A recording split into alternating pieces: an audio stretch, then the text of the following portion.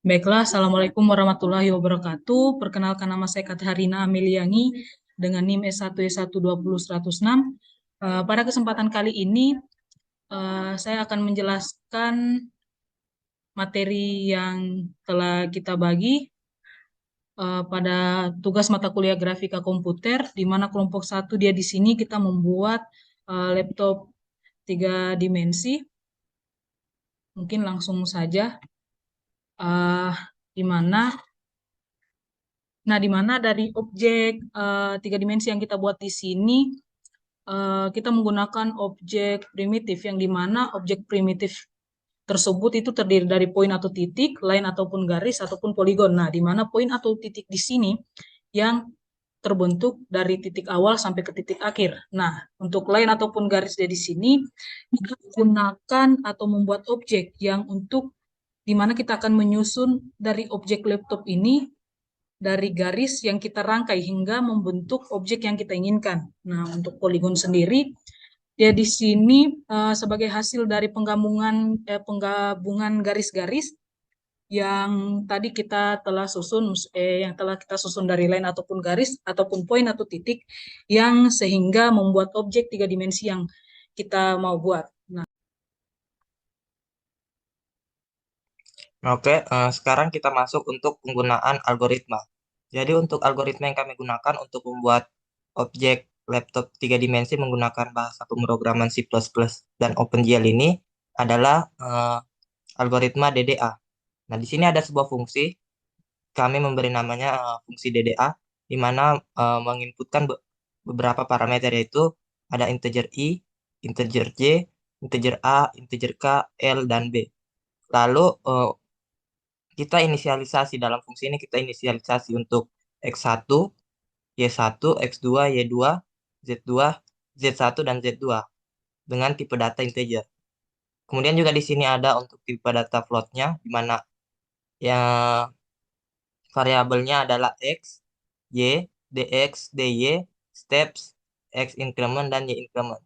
Nah, lalu kemudian kita menentukan titik awal dan titik akhirnya, di mana untuk titik awal itu pada sumbu X, jadi ada X1 sama dengan I, jadi I yang ini, kemudian Y1 sama dengan J, X2 sama dengan K, Y2 sama dengan L, X sama dengan X1, Y sama dengan Y1, Z1 sama dengan A, dan Z2 sama dengan B.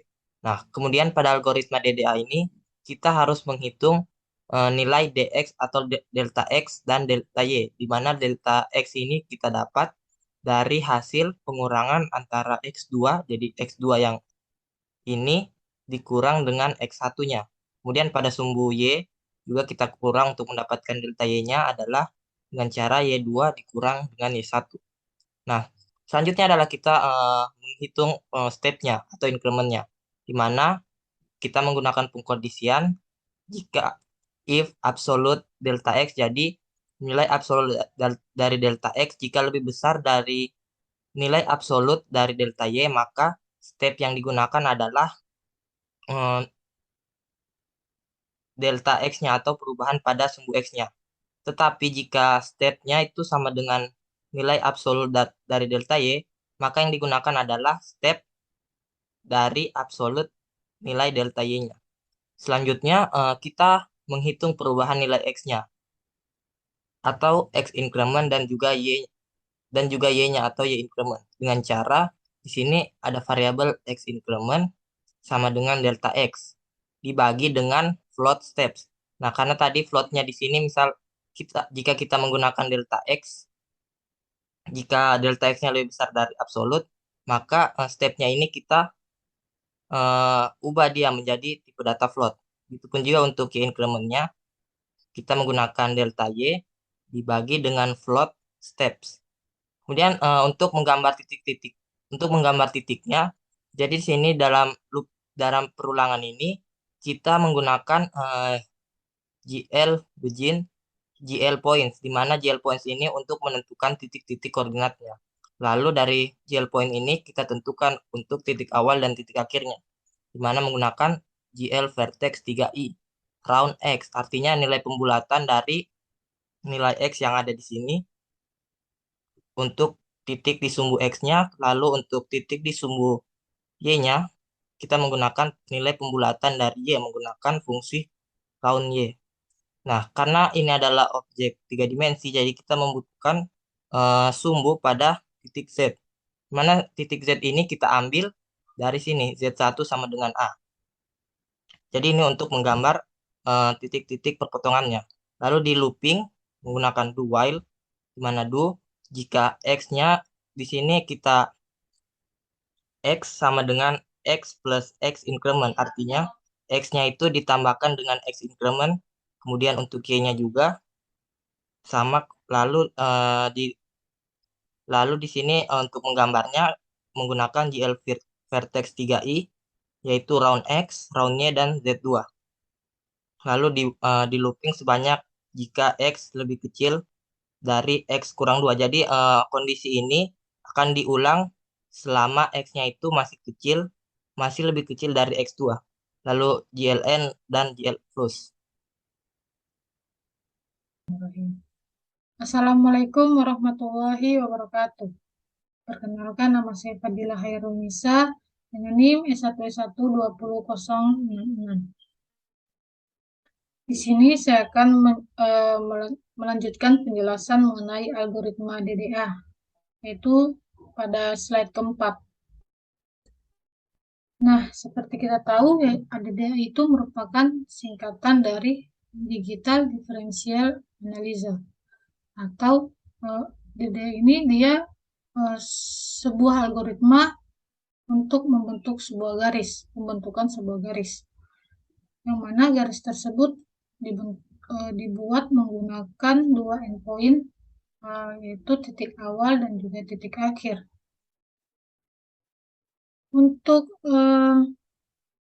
pada laptop di sini, fungsi DDA ini digunakan untuk membuat objek keyboardnya, ini. Jadi kita bisa lihat di sini, kita bisa lihat kodenya di sini, bahwa untuk membuat keyboardnya ini kita mendefinisikan sebagai GL quads, atau kalau dalam OpenGL itu GL quads ini digunakan untuk menggambar objek dengan 4 buah vertex membentuk segi 4, sehingga kita bisa lihat objek yang terbentuk itu berupa 3 dimensi yang membentuk garis lurus atau balok. Kemudian pada GL color-nya di sini diberikan GL color dengan nilai 0,4, 0,4, 0,4, atau dalam kode heksa, ditaruh di sini dalam kode heksa, yang menandakan 0,4, 0,4 ini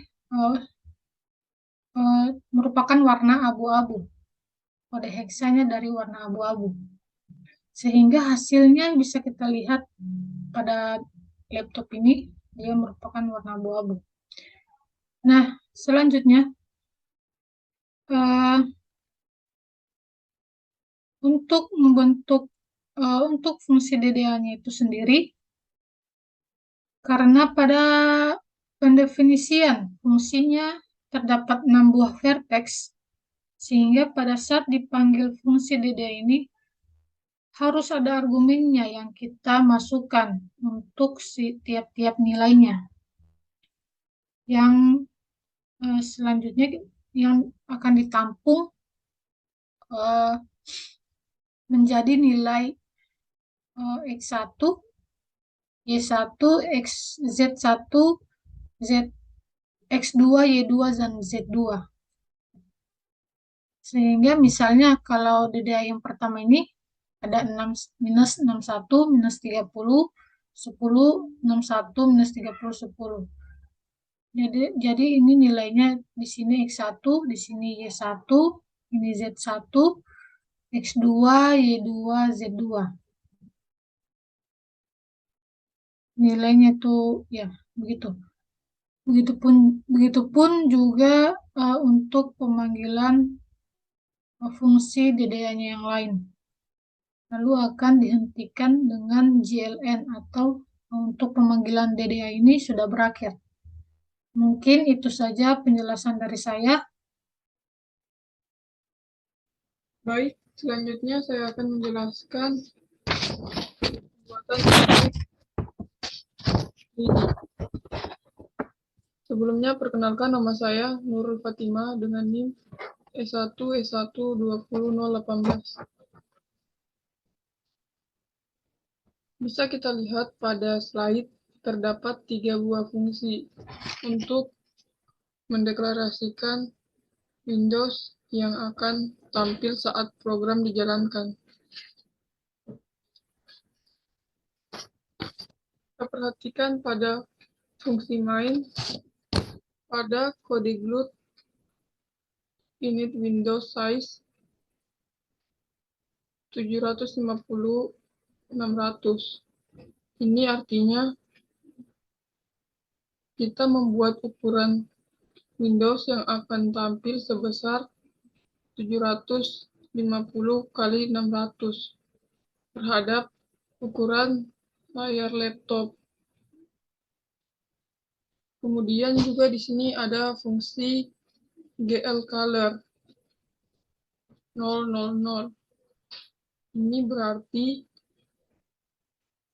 untuk warna dari latar Windows yang kita definisikan menjadi warna hitam, sehingga layar yang akan tampil, sehingga latar belakang dari program yang kita buat itu berwarna hitam. Baik, Assalamualaikum warahmatullahi wabarakatuh. Perkenalkan, nama saya Dini Hidayat dengan NIM S1S1200026. Baiklah, di sini saya akan menjelaskan proses pembuatan objek 3 dimensi. Nah, di sini saya akan menjelaskan proses pembuatan pada bagian atas objek laptop. Nah, di sini dapat kita lihat ini adalah fungsi laptop. Nah, fungsi laptop ini adalah fungsi untuk membuat objek laptopnya. Jadi, semua objek-objek penutup laptop 3 dimensi akan dibuat di sini. Nah, jadi, di sini kita membuat 2 bagian utama, yaitu ada bagian atas atau layar untuk membuat komponen layar secara keseluruhan, dan bagian bawah untuk membuat komponen keyboard secara keseluruhan.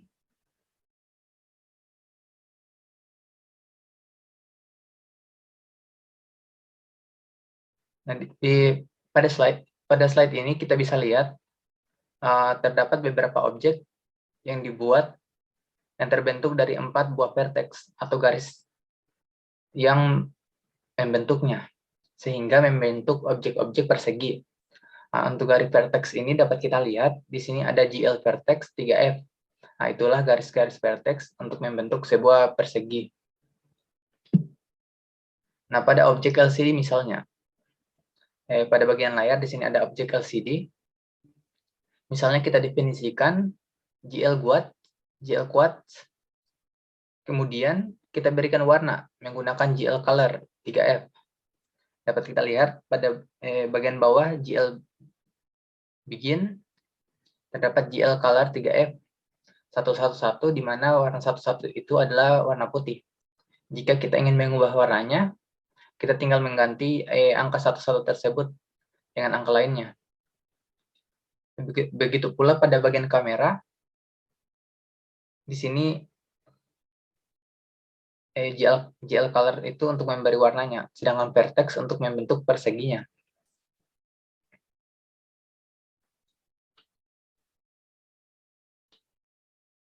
Nah, kemudian pada bagian tutup kanan,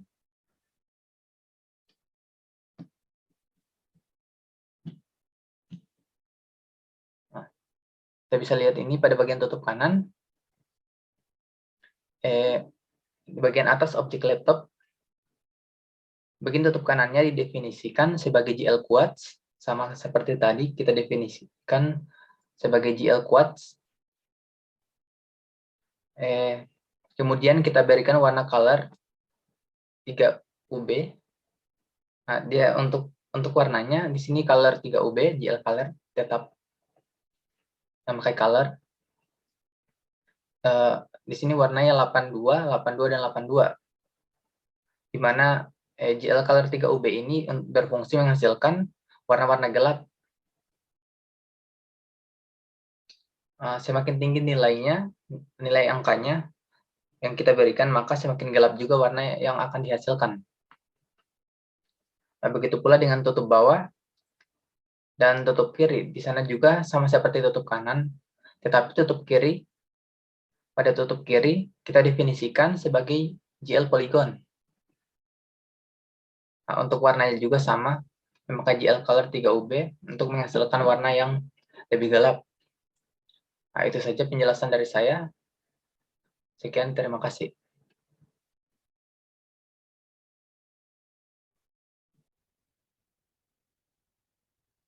Perkenalkan, nama saya Dari Salfikar dengan NIM 1S1-2004. Saya di sini saya akan membawakan materi yang diberikan. Mungkin langsung saja. Jadi, selanjutnya untuk pembuatan keyboard, kursor, and keycaps. Untuk kursor kami memberikan warna dengan kode hexa 0,6, 0,6, dan 0,6. Sedangkan pada keycaps-nya diberikan warna dengan kode hexa 0,4, 0,4, dan 0,4. Sama seperti objek lainnya, untuk memberikan warna pada objek menggunakan GL color 3F, lalu menetapkan masing-masing untuk titik-titik koordinatnya, baik itu pada sumbu X, Y, dan Z, menggunakan GL vertex.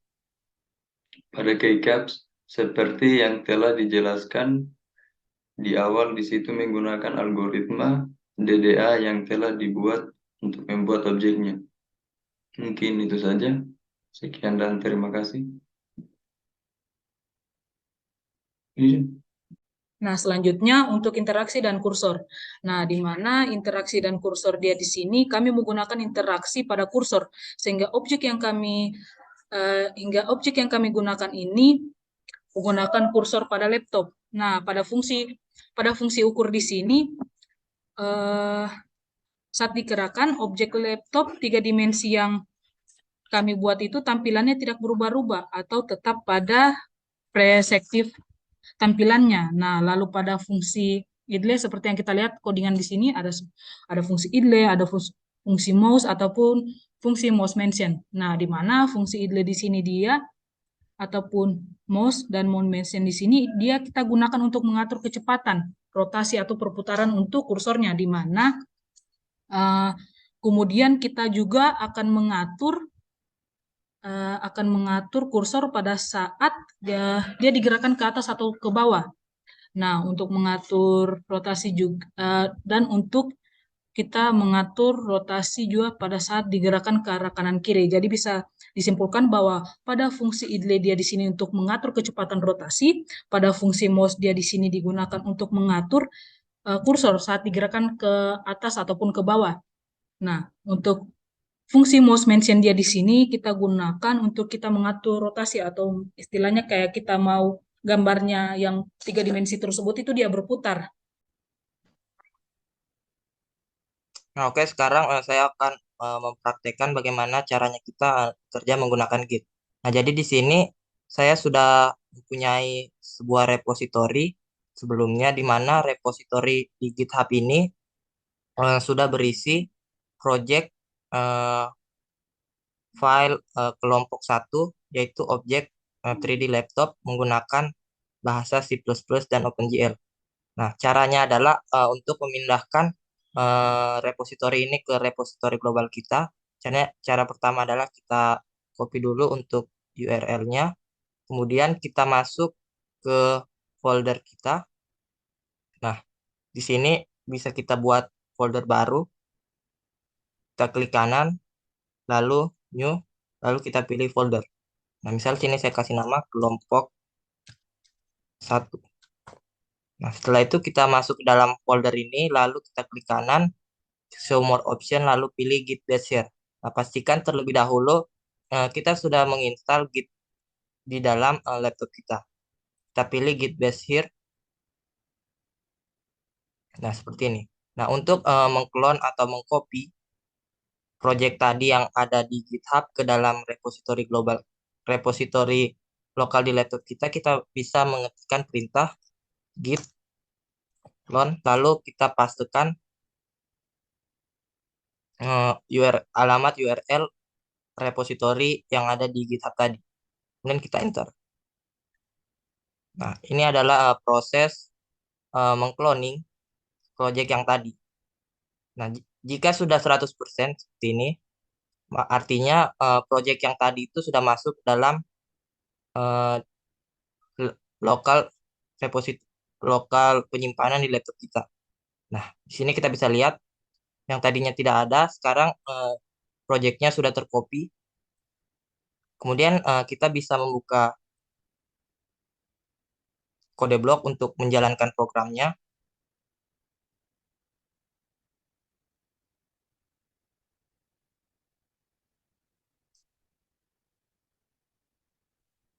Nah, di sini kita bisa ke pojok kiri atas, kemudian kita bisa klik open, lalu kita arahkan ke folder yang tadi kita clone. Itu tadi namanya, kita masuk dulu ke folder kelompok 1, lalu kelompok 1 laptop. Di sini kita select semua, bisa tekan Ctrl A, lalu open. Nah, ini adalah file codingan untuk program objek 3D menggunakan C++ dan juga OpenGL. Nah, jika saya coba jalankan, nah maka untuk objek 3D yang terbuat dari codingannya adalah seperti ini. Kemudian misal kita ingin mengganti warna backgroundnya, jadi kita bisa mengubahnya di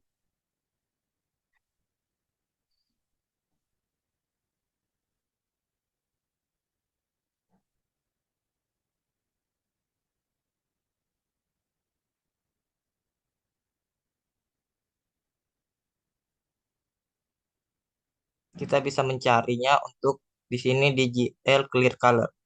Nah, misal saya ubah saja di sini jadi 1. Kemudian jika saya jalankan ulang,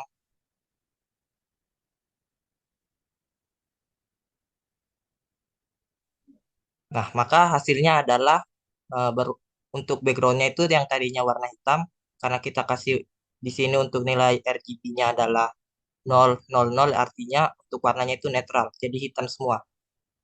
Sedangkan kalau misal kita beri di sini 1, jika kita kasih di sini 1, maka backgroundnya berubah menjadi warna merah seperti ini untuk nilai rate-nya. Kemudian bagaimana jika kita kasih 1 di posisi kedua untuk parameter kedua?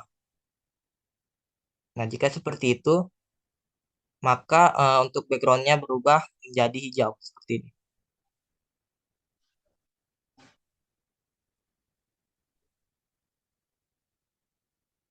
Oke, mungkin itu saja bagaimana proses menjalankan project dan juga mengklon project ini dari repository GitHub yang sebelumnya telah dibuat di dalam GitHub, kita klon ke dalam laptop kita. Mungkin sekian dari saya. Saya akhiri dengan ucapan wabillahi taufiq wal hidayah. Wassalamualaikum warahmatullahi wabarakatuh.